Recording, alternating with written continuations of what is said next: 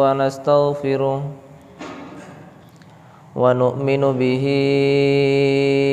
ونتوكل عليه ونعوذ بالله من شرور أنفسنا ومن سيئات أعمالنا من يهده الله فلا مضل له ومن يضلله فلا هادي له وأشهد أن لا إله إلا الله وحده لا شريك له وأشهد أن محمدًا عبده ورسوله أما بعد فإن خير الحديث كتاب الله وخير الهدي هدي محمد صلى الله عليه وسلم وشر الأمور محدثاتها وكل محدثة بدعة وكل بدعة ضلالة وكل ضلالة في النار. فقد قال الله تعالى في كلامه المجيد والفرقان الحميد: يا أيها الذين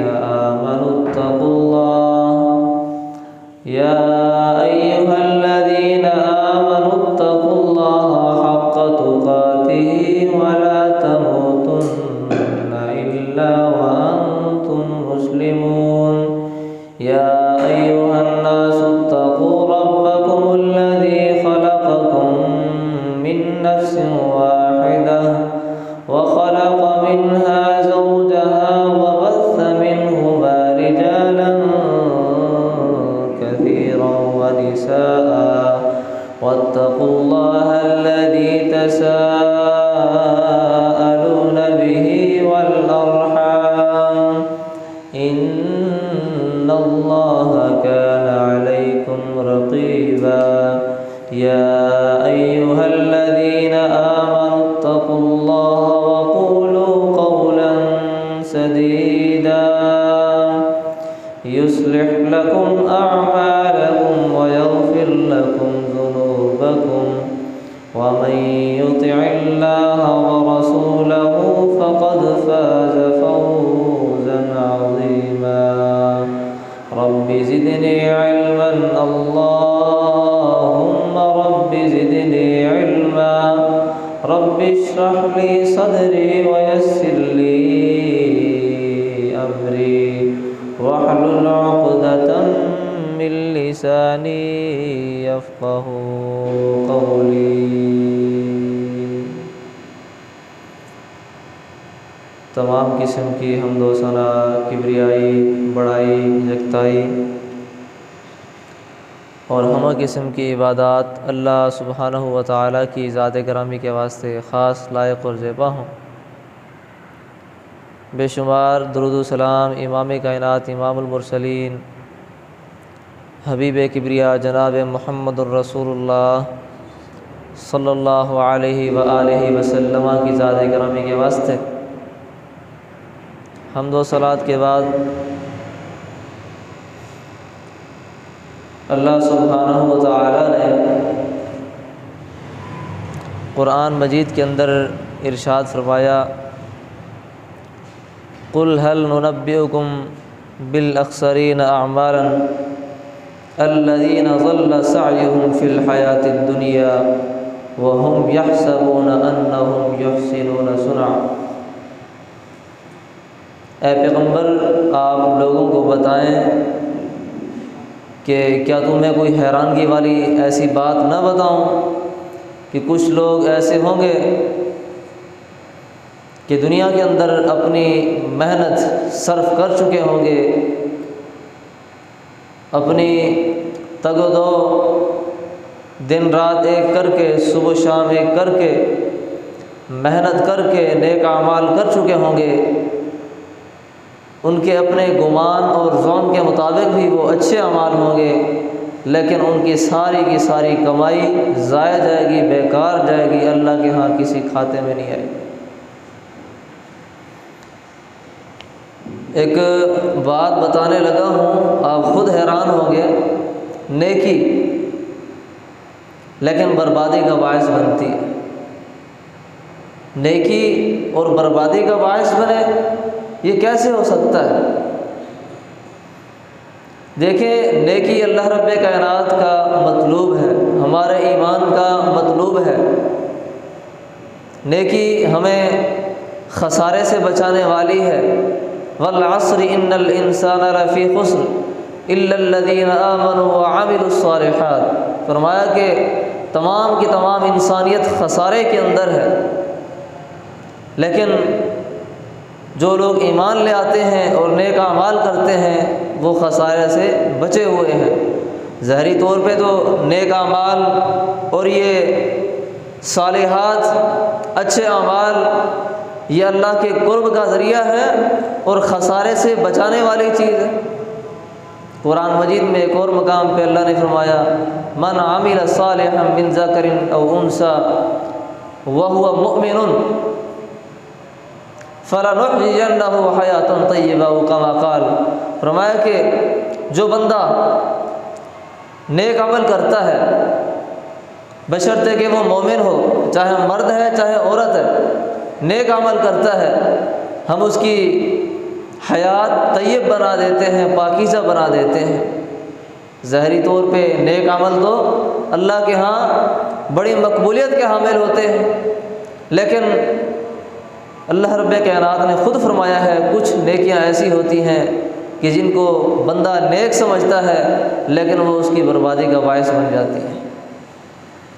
قرآن مجید میں اللہ رب کائنات نے فرمایا، هل اتاک حدیث الغاشیہ وجوہ یومئذ خاشعہ عاملۃ ناصبہ تصلی نارا حامیہ، فرمایا کہ کیا آپ کے پاس قیامت کے دن کے واقع ہونے کی خبر آئی ہے کہ قیامت واقعتاً قائم ہونے والی ہے، کہ جس دن کچھ چہرے ایسے ہوں گے جو خوف کے مارے ڈرے ہوں گے، اللہ کے عذاب سے ڈرنے والے ہوں گے۔ اس دن ان کی وجہ اصل کیا ہوگی؟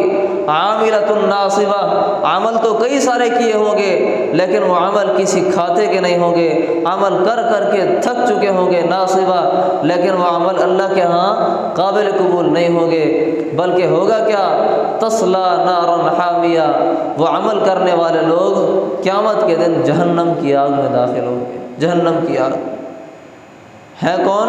عاملہ، عمل کرنے والے، لیکن ان کو جہنم کی آگ میں ڈال دیا جائے گا۔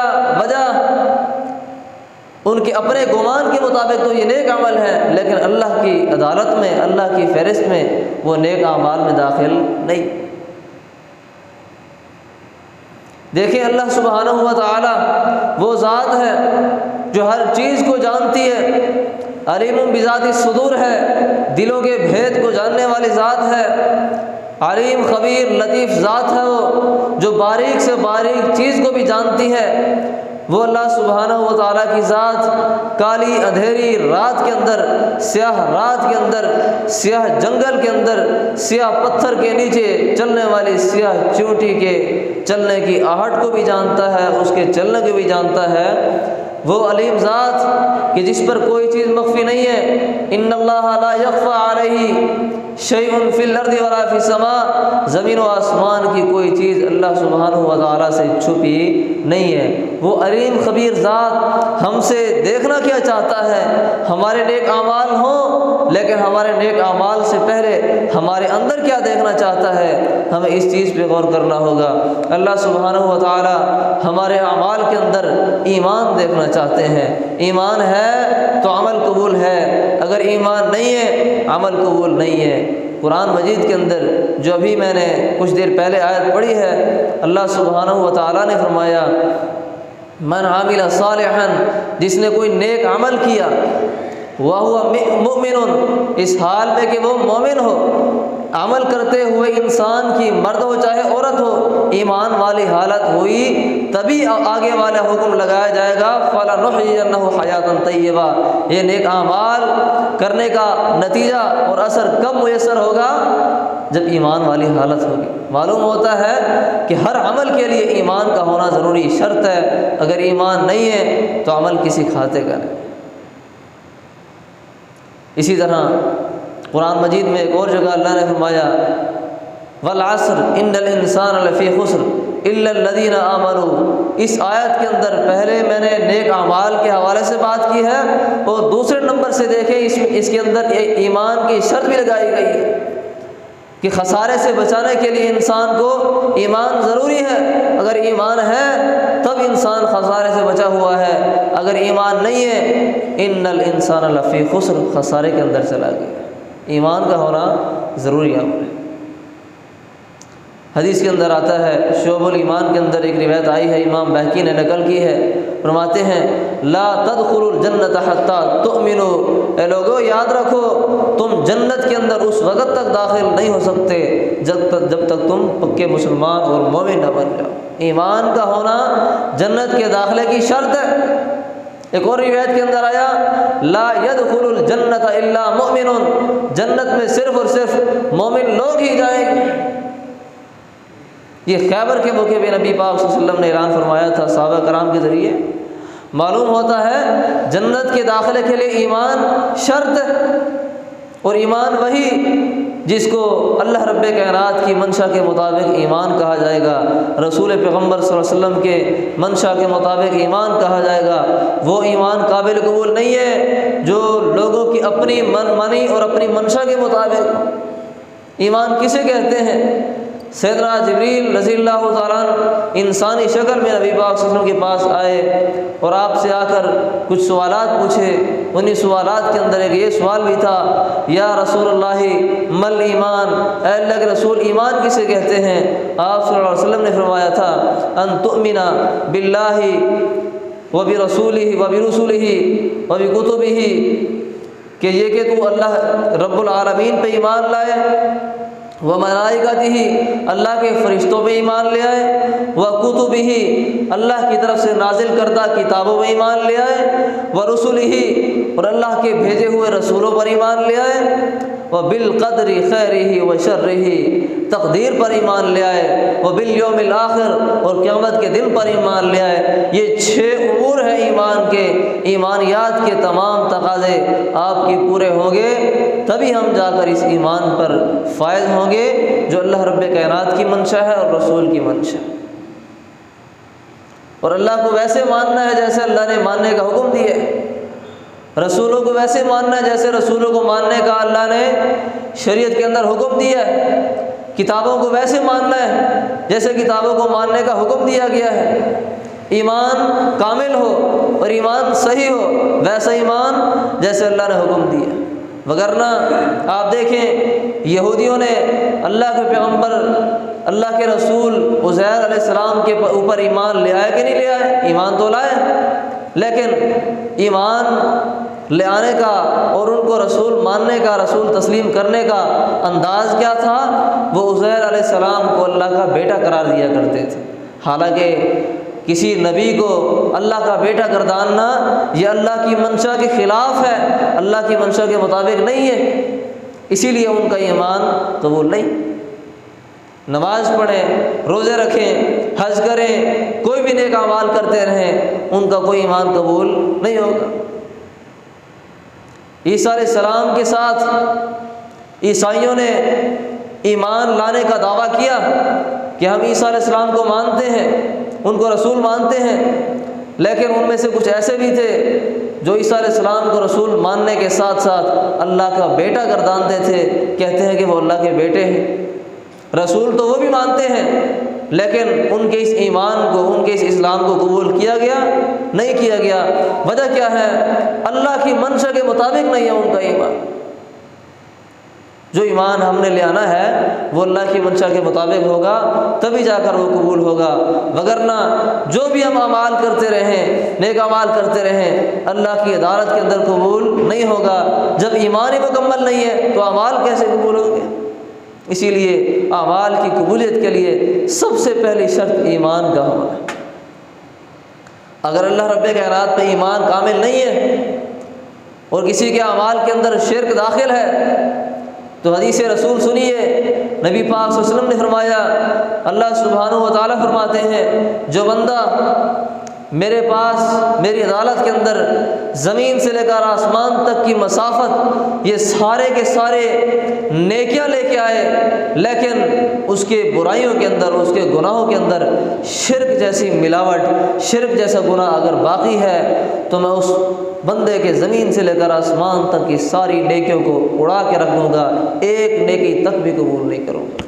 وجہ کیا ہے کہ برائیوں کے اندر شرک موجود تھا، ایمان نہیں تھا، ایمان اللہ پہ جیسے لانا چاہیے تھا ویسا ایمان نہیں تھا، اسی لیے سارے کے سارے اعمال برباد۔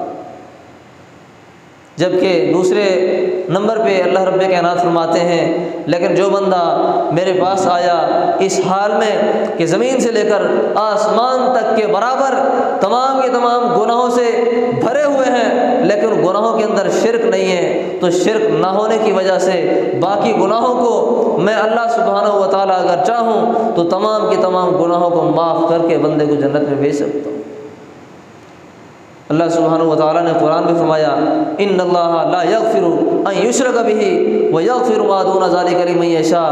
اللہ سبحانہ و تعالیٰ شرک کو کسی صورت معاف نہیں کر سکتے، ہاں شرک کے علاوہ باقی اگر گناہ ہوں اللہ اگر چاہیں تو معاف کر سکتے ہیں، اگر چاہیں تو سزا بھی دے سکتے ہیں، لیکن معافی کے چانس ہے کہ نہیں؟ لیکن شرک کے موقع کبھی معافی کے چانس نہیں مل سکتے، آپ خود اندازہ لگائیں۔ سب سے پہلے ایمان کا ہونا ضروری ہے۔ دوسرے نمبر پہ ہمارے اعمال کے اندر خلوص اور اخلاص کا ہونا ضروری ہے۔ اگر اخلاص نہیں ہے عمل قابل قبول نہیں ہے، اسی اخلاص کا حکم دیا گیا ہے، وما امروا الا ليعبدوا الله مخلصين له الدين۔ تمام لوگوں کو حکم ہی اسی بات کا دیا گیا ہے کہ اللہ کی عبادت کریں، نیک اعمال کریں، مخلصین خالص ہو کر۔ خلوص اور اخلاص کا ہونا ضروری ہے، کیونکہ اللہ سبحانہ و تعالیٰ کسی ظاہری شکل کو نہیں دیکھتے، کسی ظاہری رنگ کو نہیں دیکھتے، بلکہ اللہ سبحانہ و تعالیٰ کے پیش نظر جو چیز ہے وہ انسان کا دل ہے، انسان کے عمل کا خلوص ہے۔ سبحانہ و تعالیٰ کے بارے نبی پاک صلی اللہ علیہ وسلم نے فرمایا، ان اللہ لا ينظر الى الوانکم، ان اللہ لا ينظر، اللہ سبحانہ و تعالیٰ تمہارے صورتوں کو، لا ينظر الى صورکم والوانکم، اللہ تمہارے رنگ کو نہیں دیکھتے، تمہارے چہرے کو نہیں دیکھتے، تمہاری شکل و صورت نہیں دیکھتے، بلکہ ولکن ينظر الى قلوبکم واعمالکم، اللہ سبحانہ و تعالیٰ جو چیز دیکھتے ہیں وہ تمہارے دلوں کا تقوی اور تمہارے اعمال کا خلوص ہے۔ یہ چیز اللہ کے سامنے پیش کرو تب اعمال قبول ہوں گے۔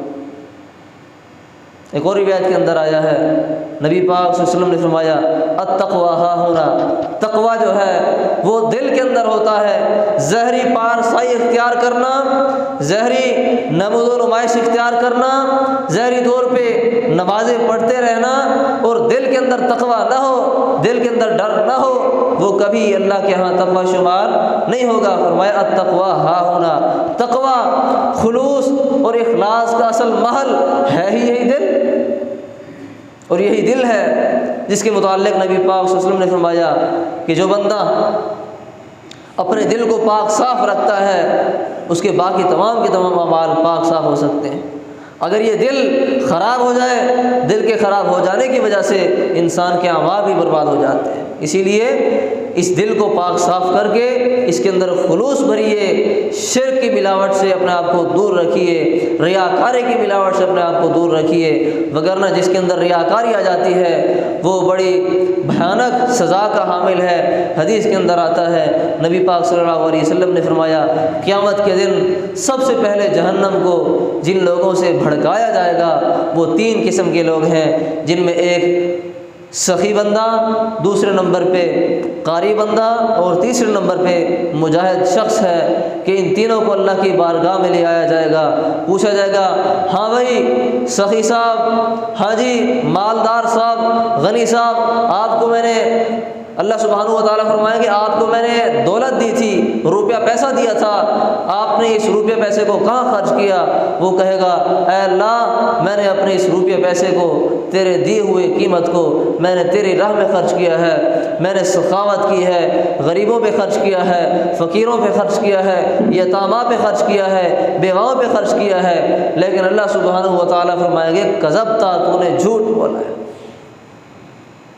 اب خود اندازہ لگائیں، خرچ کیا ہے اس نے، غریب و غرباء پہ خرچ کیا ہے، لیکن اللہ سبحانہ و تعالیٰ نے کیا فرمایا؟ کذبتا، تو نے جھوٹ بولا ہے۔ اصل وجہ کیا ہے؟ اللہ سبحانہ و تعالیٰ فرماتے ہیں تو نے یہ خرچ اور سخاوت اس لیے کی تھی تاکہ تیرا نام بول بالا ہو، تیرے نام کے ساتھ سخی کا لفظ لکھا جائے، تو لوگوں کے اندر بڑا سخی مشہور ہو جائے، اور تجھے جو ہے سخاوت کے اعزاز کے اندر نوازا جائے۔ صرف تیرا مقصد ریاکاری تھی، لوگوں کے اندر مشہور ہونا تھا، تیرے مقصد واہ واہ تھی اور وہ تجھے مل گیا ہے، لہذا تجھے اصل مقصد جو تھا خرچ کرنے کا، انفاق کرنے کا، سخاوت کرنے کا، للہیت، اللہ کا خلوص، وہ تیرے اندر نہیں تھا، اسی لیے تیرا کوئی بھی عمل قابل قبول نہیں ہے۔ فرشتوں کو حکم دیا جائے گا اس کو اٹھا کر جہنم کے اندر ڈال دو۔ وجہ خلوص نہیں تھی، ریاکاری تھی۔ قاری کو لے آیا جائے گا، ہاں جی قاری صاحب آپ کو میں نے اچھی آواز دی تھی، آپ کو میں نے علم دیا تھا، قرآن پڑھنے یاد کرنے کی توفیق دی تھی، آپ نے کیا کیا؟ تو وہ کہے گا اے اللہ میں نے آپ کے قرآن کو خوبصورت پڑھنے کی کوشش کی اور خوبصورت پڑھا، لوگوں کو بھی سنایا۔ اللہ سبحانہ و تعالیٰ فرمائیں گے تو نے جھوٹ بولا ہے، تو نے صرف اسی لیے پڑھا تھا تاکہ تجھے قاری کہا جائے، تیری واہ واہ ہو، لوگوں کے اندر تیری شہرت ہو جائے۔ اللہ سبحانہ و تعالیٰ فرشتوں کو حکم فرمائیں گے پکڑ کر اس کو جہنم کے اندر ڈال دو۔ وجہ وہی وجہ کہ خلوص نہیں تھا، ریاکاری تھی۔ اسی طرح مجاہد کو پکڑا جائے گا، ہاں جی مجاہد صاحب، جری اور جرت مند صاحب، آپ کو میں نے جرت دی تھی، ہمت دی تھی، جسامت دی تھی، قد کاٹ دیا تھا، تو نے کیا کیا ہے؟ وہ کہے گا اے اللہ میں نے تیری راہ کے اندر جہاد کیا، تیری راہ کے اندر میں نے لڑائی کی، اسلام کے بول بالا کرنے کے لیے، اسلام کی سربلندی کے لیے اور مسلمانوں کو قوت بخشنے کے لیے، کفار کے سر کو توڑنے کے لیے، کفار کے غرور کو مٹانے کے لیے میں نے جہاد کیا، حتی استشہدت، یہاں تک کہ مجھے شہید کر دیا گیا۔ اللہ سبحانہ و تعالیٰ فرمائیں گے کذبتا، جھوٹا کذاب ہے تو، لہذا پکڑ کر اس کو جہنم کے اندر ڈال دو۔ وجہ کیا ہے؟ اللہ سبحانہ و تعالیٰ فرمائیں گے تو نے صرف اس لیے جہاد کیا تھا، اس لیے لڑائی کی تھی تاکہ تیرا نام بول بالا ہو، تجھے شہید کہا جائے، تجھے جری کہا جائے، تجھے قاضی کہا جائے، تیرا نام بول بالا ہو، تجھے غازی کہا جائے، تیرے نام کی شہرت کی خاطر تو نے جہاد کیا تھا، لہذا تو اس موقف میں جھوٹا ہے، پکڑ کر جہنم کے اندر ڈال دیا جائے گا۔ وجہ خلوص نہیں تھا، ریاکاری تھی۔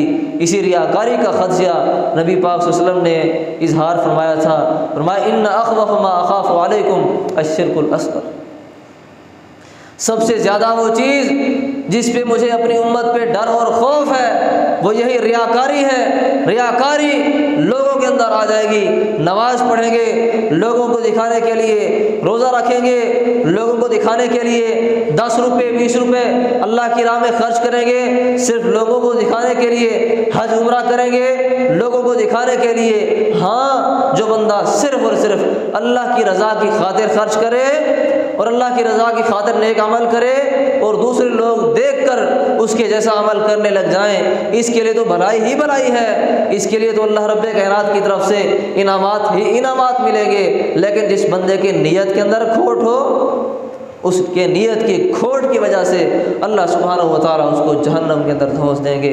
انما الاعمال بالنیات ایک مکمل ضابطہ ہے اسلام کا، فرمایا کہ جو بھی عمل کرتا ہے بندہ، نماز پڑھتا ہے، روزہ رکھتا ہے، زکوٰۃ دیتا ہے، صدقہ و خیرات کرتا ہے، حج کرتا ہے، عمرہ کرتا ہے، ہر عمل کے اندر انسان کی دل کی نیت کو دیکھا جائے گا۔ حتیٰ کہ کسی بندے نے ہجرت کی ہے، ہجرت کر کے ایک جگہ سے دوسری جگہ گیا ہے صرف اس لیے کہ وہاں جا کر میں نیک اعمال ٹھیک طریقے سے کر پاؤں گا، یہاں کفر کا بول بالا ہے، کافر لوگ نیک اعمال کرنے میں رکاوٹ بن رہے ہیں، صرف اگر اسی نیت سے کہ اللہ سبحانہ و تعالیٰ کی عبادت آسان طریقے سے ہو سکے اگر دوسرے علاقے گیا، نیت کے ٹھیک ہو جانے کی وجہ سے اس کو جنت ملے گی۔ لیکن یہ جنت والا یہ عمل، جنت کے حصول والا یہ عمل، ہجرت جیسی عبادت بھی اگر اس کے اندر کھوٹ آ جائے اور کوئی بندہ صرف اس نیت سے ہجرت کرتا ہے کہ اپنے اس علاقے سے کوچ کر کے کسی دوسرے علاقے جا کر کسی خوبصورت عورت کے ساتھ میں شادی کروں گا، اس کے ساتھ یاری نبھاؤں گا، اگر یہ مقصد ہے، نیت کھوٹی ہو گئی ہے اور نیت کے اندر خلوص نہیں رہا، نبی پاک صلی اللہ علیہ وسلم نے فرمایا کہ اس کی ہجرت قابل قبول نہیں ہوگی بلکہ الٹا زحمت کا باعث بن جائے گی۔ ہر عمل کے اندر ایمان بھی ضروری ہے اور خلوص بھی ضروری ہے، ریاکاری سے بچا جائے گا۔ تیسرے نمبر پہ ہر عمل کے اندر احتساب اور نیکی کی امید، نیکی کی اور اجر کی اللہ رب کائنات سے تمنا کا ہونا بھی ضروری ہے۔ اسی احتساب کو عمل کی قبولیت کے لیے امام بخاری رحمہ اللہ نے شرط قرار دیا ہے، باب باندھتے ہیں کہ باب ما جاء ان الاعمال بالنیت والحسبہ، کہ تمام اعمال اللہ کے ہاں قبول اس وقت ہوں گے جب اس میں ایمان بھی ہو اور اسی طرح نیت کے ساتھ ساتھ احتساب اور ثواب کی امید بھی ہو۔ آپ دیکھیں ایک عمل ہے جو انسان عادتاً کرتا رہتا ہے، عادی ہوتا ہے، صبح شام ہم اپنے خرچ میں سے اپنے ماں باپ کا، بیوی بچوں کا پیٹ پالتے ہیں، لیکن اگر اس پیٹ پالنے کے اندر نیکی کی امید، اللہ سے اجر کی تمنا رکھ لی جائے تو یہ صدقہ بن جاتا ہے۔ حدیث کے اندر آتا ہے انفاق الرجل علی اہلہ وہو یحتسبھا لہ صدقہ، انسان جو اپنے اہل و عیال پہ خرچ کرتا ہے، دنیا کا روٹین ہے، صبح شام ایک کر کے، دن رات ایک کر کے، خون پسینہ ایک کر کے ہم اپنے بیوی بچوں کا پیٹ پالتے ہیں، یہ دنیا کی عادت ہے، لیکن اس عادت کو صرف عادت ہی نہ بنائیں بلکہ عادت کے ساتھ ساتھ اس کے اندر ثواب کی امید اگر رکھ لی جائے، یہ صدقے کے طور پہ آپ کے لیے استعمال ہوگا، اللہ کے ہاں صدقہ شمار ہوگا۔ نبی پاک صلی اللہ علیہ وسلم نے فرمایا جو بندہ اپنے بیوی بچوں پہ خرچ کرتا ہے اور نیکی کی امید رکھتا ہے، اللہ سے ثواب طلبی کا یقین رکھتا ہے، تو اللہ سبحانہ و تعالیٰ اس کو صدقے کا اجر دیتے ہیں۔ صدقہ کوئی معمولی بات ہے، یہ معمولی بات نہیں ہے۔ جو لوگ اللہ کی راہ میں خرچ کرتے ہیں، اللہ کی راہ میں صدقہ کرتے ہیں، چاہے اپنے بیوی کے منہ میں لقمہ تک ہی ڈالتے ہیں تو یہ بھی ان کے لیے نیکی بن جاتا ہے۔ الصدقۃ تطفئ الخطیئۃ کما یطفئ الماء النار، ایک نیکی، ایک صدقہ کرنے سے انسان کو کتنا بڑا اجر ملتا ہے، سارے کے سارے گناہ بخش دیے جاتے ہیں، معاف کر دیے جاتے ہیں، بلکہ مثال دی ہے آپ نے، اس کے گناہوں پر ایسے قلم پھیر دیا جاتا ہے، ایسے گناہ اس کے مٹ جاتے ہیں جیسے آگ پر آپ پانی اڈیلیں، پانی گرنے کی وجہ سے آگ ساری کی ساری ختم ہو جاتی ہے، بجھ جاتی ہے، ایسے ہی اس کے سارے گناہ معاف ہو جاتے ہیں۔ کیوں؟ صدقہ کرنے سے۔ صدقہ کوئی معمولی بات نہیں ہے۔ صدقہ کرنے کی نیت آپ اپنے خرچ کے اندر اپنے بیوی بچوں کا پیٹ پالنے میں صدقے کی نیت کر لیں، آپ کو صدقے کا اجر ملے گا۔ اسی لیے نبی پاک صلی اللہ علیہ وسلم نے کئی اعمال میں احتساب کو شرط قرار دیے ہے۔ من صام رمضان ایمانا واحتسابا غفر له ما تقدم من ذنبه، جو رمضان کے روزے رکھتا ہے ایمان کے ساتھ اور ثواب کی امید سے، نیکی کی اجر کی امید سے، اللہ اس کو تمام گناہوں کی معافی دے دیتے ہیں۔ اسی طرح من قام رمضان من قام لیلۃ القدر ایمانا واحتسابا، جو رمضان مبارک کا قیام کرتا ہے، تراویح پڑھتا ہے، یا لیلۃ القدر کی رات تراویح پڑھتا ہے، تو اللہ سبحانہ و تعالی اس کے ایمان اور احتساب ہونے کی وجہ سے پچھلے تمام کے تمام گناہ معاف کر دیتے ہیں۔ ایک اور روایت کے اندر آتا ہے من اتبع جنازۃ مسلم ایمانا واحتسابا فلہ قیراطہ کما قال، فرمایا کہ جو بندہ کسی مسلمان کے جنازے کے ساتھ چلتا ہے، جنازہ پڑھتا ہے، جنازہ پڑھ کے اس جنازہ پڑھنے کے اندر یقین کس بات کا ہے؟ مجھے ثواب ملے گا، مجھے اجر ملے گا، اور ایمان بھی ساتھ ہے تو اس بندے کے لیے ایک قرات ملے گا۔ ایک قرات کسے کہتے ہیں؟ وہ اجر، وہ ثواب جو اللہ رب کائنات کی عدالت کے اندر، اللہ رب کائنات کے میزان میں بہت پہاڑ کی مثل ہے۔ بہت پہاڑ کوئی چھوٹا موٹا پہاڑ نہیں ہے، بہت بڑا ضخیم اور بہت بڑا بھاری پہاڑ ہے۔ اس پہاڑ کی مثل اس ایک بندے کو صرف ایک مسلمان کے جنازے کے پیچھے چلنے کی وجہ سے اجر ملتا ہے۔ کیوں؟ ایمان کی وجہ سے اور نیکی کی امید کی وجہ سے۔ لیکن کوئی بندہ اگر ایمان کے ساتھ ساتھ نیکی کی امید نہیں رکھتا، صرف یہ مقصد ذہن میں رکھتا ہے کہ میں فلاں کے جنازے میں جاؤں گا، کل کو مجھے ووٹ دیں گے، کل کو میرا تعاون کریں گے، کوئی دنیا کی لالچ ہے، احتساب نہیں ہے، نیکی کی امید نہیں ہے، تو اس کے لیے قرات نہیں ہوگا، بلکہ الٹا یہ زحمت بن جائے گی، ریاکاری کا باعث بن جائے گی۔ اسی لیے ہر عمل کے اندر ایمان بھی ضروری ہے اور اسی طرح اخلاص بھی ضروری ہے، اور تیسرے نمبر پہ نبی پاک صلی اللہ علیہ وسلم کے فرمان کے مطابق احتساب اور نیکی کی امید رکھنا بھی ضروری ہے۔ چوتھے نمبر پہ ہر عمل کے اندر نبی پاک صلی اللہ علیہ وسلم کے طریقے کو اختیار کرنا بھی انتہائی اشد ضروری ہے، کیونکہ جو بندہ نبی پاک صلی اللہ علیہ وسلم کے طریقے کے مطابق عمل نہیں کرے گا وہ اللہ کی بارگاہ میں قبول نہیں ہوتا۔ اللہ سبحانہ و تعالیٰ نے فرمایا یا ایھا الذین آمنوا اطیعوا اللہ واطیعوا الرسول، اے لوگو، اے ایمان کا دعویٰ کرنے والو، اللہ کی اطاعت کرو، رسول کی اطاعت کرو۔ نبی پاک صلی اللہ علیہ وسلم کو اللہ رب کائنات نے ہمارے لیے قدوہ بنایا ہے، ہمارے لیے اسوہ اور نمونہ بنایا ہے۔ لقد کان لکم فی رسول اللہ اسوۃ حسنہ، اے لوگو تمہارے لیے اس رسول کے اندر ایک نمونہ موجود ہے، جو بھی عمل کرو رسول کے طریقے کے مطابق کرو۔ رسول کو بھیجا ہی اسی لیے گیا، رسول کے آنے کا مقصد ہی یہی ہے۔ ما آتاکم الرسول فخذوہ، جو پیغمبر دے دے اس کو لے لو، وما نہاکم عنہ فانتہوا، جس سے پیغمبر روک دے اس سے باز آ جاؤ، اس سے رک جاؤ۔ یہ ہے ایک پیغمبر کے آنے کا مقصد، جس کو پورا کرنا ہم تمام مسلمانوں کے لیے ضروری ہے۔ اگر کوئی عمل ہمارا رسول پیغمبر صلی اللہ علیہ وسلم کے طریقے کے مطابق نہیں ہے، وہ عمل اللہ کی بارگاہ میں قابل قبول نہیں ہے۔ چند مثالیں آپ کے سامنے ملاحظہ ہوں۔ نبی پاک صلی اللہ علیہ وسلم ایک موقع عید الاضحیٰ پڑھ کے واپسی آ رہے تھے، آپ نے دیکھا ایک گھر کے سامنے جو ہے خون بہہ رہا ہے۔ آپ نے فرمایا یہ کس چیز کا خون ہے؟ بتایا کہ جی فلاں صحابی نے نماز پڑھنے سے پہلے قربانی کی ہے۔ نبی پاک صلی اللہ علیہ وسلم نے اس صحابی کو بلوایا کہ صحابی یہ کیا کیا تو نے؟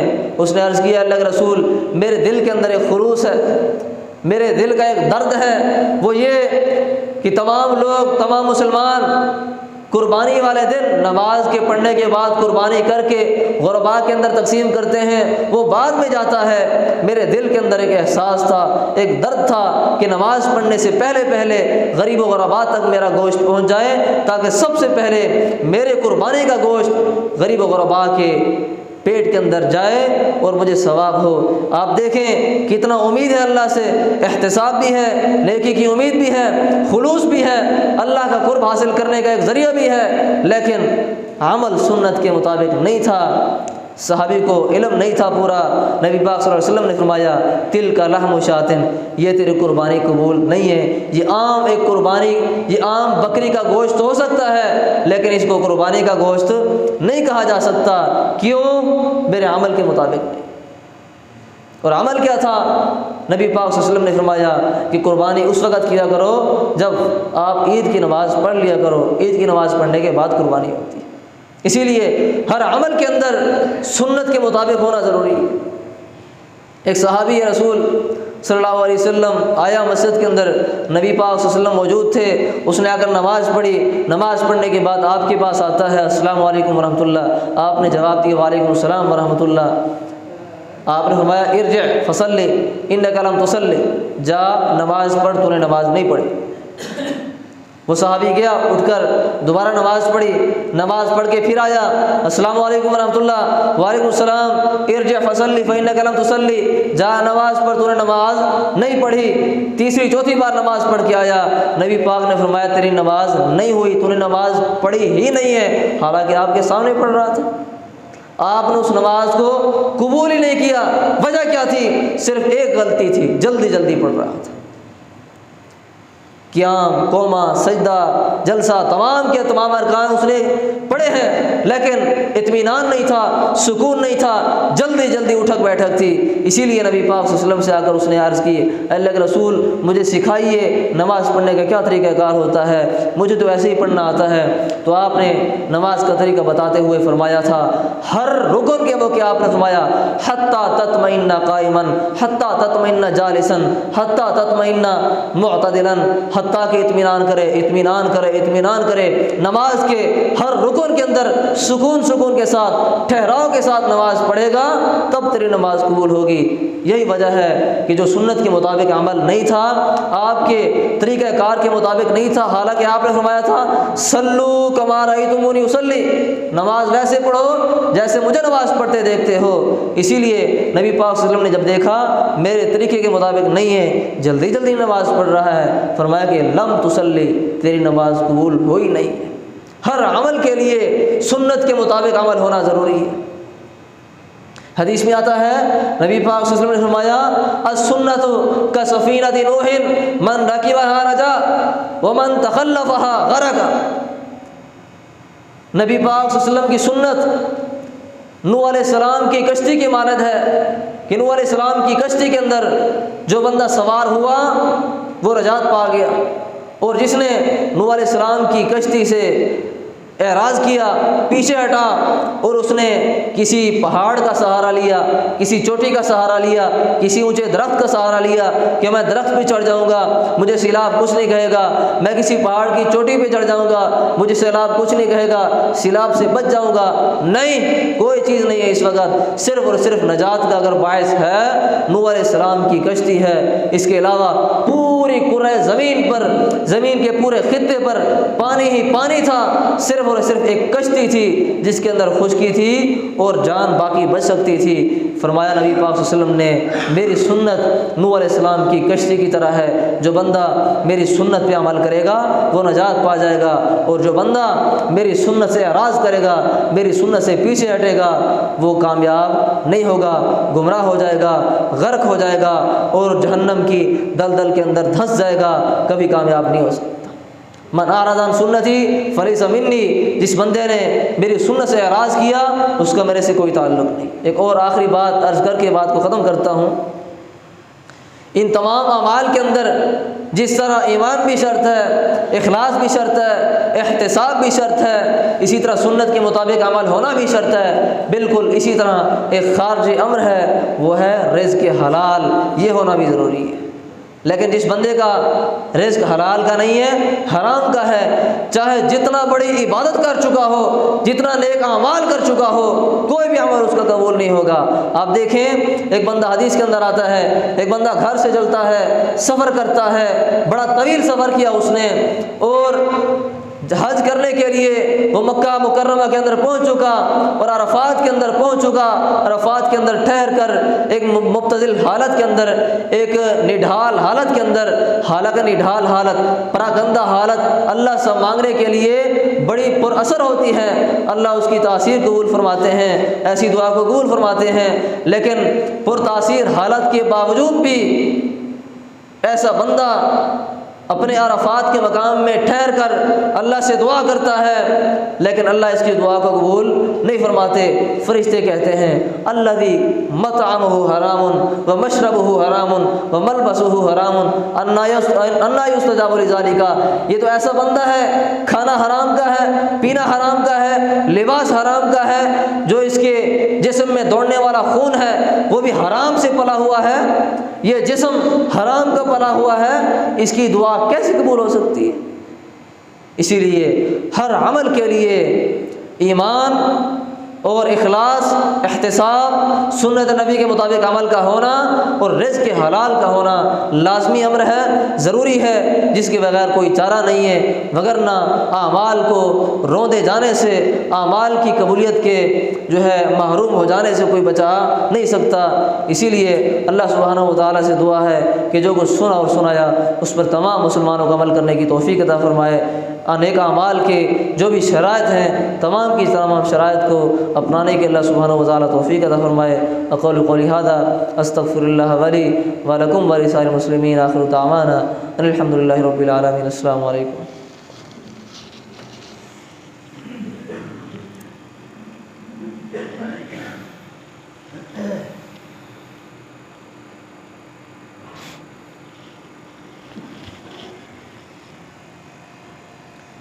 ان الحمد للہ نحمده ونستعینه ونستغفره ونؤمن به ونتوکل علیہ ونعوذ باللہ من شرور انفسنا ومن سیئات اعمالنا، من يهده الله فلا مضل له ومن يضلله فلا هادي له، وأشهد أن لا إله إلا الله وحده لا شريك له، وأشهد أن محمدا عبده ورسوله، أما بعد فإن خير الحديث كتاب الله، وخير الهدي هدي محمد صلى الله عليه وسلم، وشر الأمور محدثاتها، وكل محدثة بدعة، وكل بدعة ضلالة، وكل ضلالة في النار۔ فقد قال الله تعالى في كلامه المجيد والفرقان الحميد: يا أيها الذين آمنوا اتقوا الله حق تقاته ولا تموتن إلا وأنتم مسلمون۔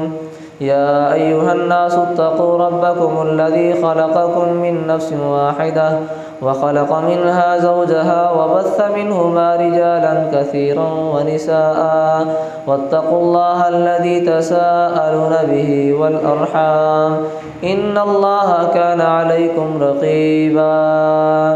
يا أيها الذين آمنوا اتقوا الله وقولوا قولا سديدا يصلح لكم أعمالكم ويغفر لكم ذنوبكم، ومن يطع الله ورسوله فقد فاز فوزا عظيما۔ ایک چھوٹی سی دعا آپ کے سامنے عرض کرتا ہوں۔ دیکھیں، ہر انسان کسی نہ کسی مشکل اور پریشانی کے اندر مبتلا ہے۔ ہر انسان چاہتا ہے کہ کوئی نہ کوئی ایسی آسانی میسر ہو جائے کہ میری زندگی آسان ہو جائے۔ کوئی معاشی حالات کے اندر پریشان ہے، کوئی معاشرتی حالات کے اندر پریشان ہے، کوئی مالی لحاظ سے پریشان ہے، اور کوئی جو ہے رہن سہن کے لحاظ سے۔ ہر بندہ کسی نہ کسی مشکل میں پریشان ہے۔ آپ کو ایک ایسی دعا بتاتا ہوں کہ جس دعا کے اندر اللہ سبحانہ و تعالیٰ نے پریشانیوں سے حل کا ایک ذریعہ بنایا ہے۔ دیکھیے، یونس علیہ السلام، آپ جانتے ہیں ان کا عظیم واقعہ کہ جن میں یونس علیہ السلام مچھلی کے پیٹ کے اندر چلے گئے تھے۔ کتنا بڑی پریشانی تھی، کتنا بڑا ایک مشکل مرحلہ تھا، لیکن اس مشکل مرحلے سے اللہ سبحانہ و تعالیٰ نے ان کو نکالا اسی دعا کی برکت سے، جو دعا آپ کو میں ابھی بتانے لگا ہوں۔ وہ دعا ہے: لا الہ الا انت سبحانک انی کنت من الظالمین۔ لا الہ الا انت، اے اللہ تیرے علاوہ کوئی معبود نہیں ہے۔ سبحانک، تو پاکیزہ ذات ہے، تیرے اندر کوئی عیب نہیں ہے، تو برگزیدہ ذات ہے۔ انی کنت من الظالمین، ظالم میں ٹھہرا ہوں، غلطی مجھ سے ہوئی ہے۔ ہر انسان سے غلطی ہوتی ہے۔ کل بنی آدم خطا، آدم کا ہر بیٹا خطا کار ہے، گناہ گار ہے۔ اسی لیے اپنے گناہوں کا اعتراف کر کے اللہ سبحانہ و تعالیٰ کی تعریف کر کے ہم یہ دعا کریں انشاءاللہ تعالیٰ، جیسے اللہ سبحانہ و تعالیٰ نے یونس علیہ السلام کو مچھلی کے پیٹ والی مصیبت سے نجات عطا فرمائی تھی۔ انشاءاللہ تعالیٰ ہم تمام مسلمانوں کو اللہ ایسے ہی نجات عطا فرمائیں گے۔ اللہم صلی علی محمد وعلی آل محمد كما صليت على إبراهيم وعلى آل إبراهيم إنك حميد مجيد. اللهم بارك على محمد وعلى آل محمد كما باركت على إبراهيم وعلى آل إبراهيم إنك حميد مجيد.